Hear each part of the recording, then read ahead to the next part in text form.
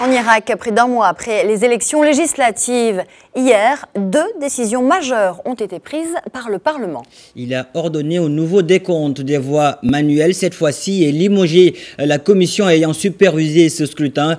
Un vote remporté par le chef chiite Moqtada Sadr. D'ailleurs, depuis la tenue des élections le 12 mai et l'annonce des premiers résultats, la confusion règne dans le pays.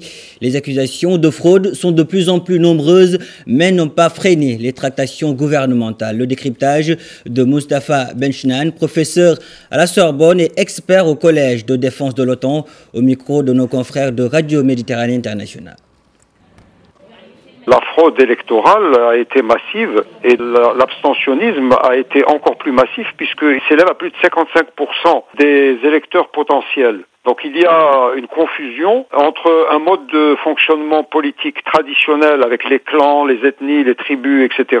et cette greffe de la démocratie représentative qui passe par les élections et qui ne réussit pas. Il y a un terrain explosif. Toutes les conditions de la reprise de la guerre civile sont réunies actuellement en Irak puisqu'il y a un pseudo-État, mais ce pseudo-État n'a pas le monopole de la violence dite légitime et il y a des dizaines de milliers d'hommes en armes qui constituent des milices et qui risquent d'en découdre à cause du refus et de l'impossibilité, de l'incapacité à jouer régulièrement. Et cette impasse risque de relancer la guerre civile car l'histoire de Daesh est irakien d'origine et la lutte contre Daesh, c'était une dimension de la guerre civile irakienne. Donc on risque une relance de la guerre civile irakienne.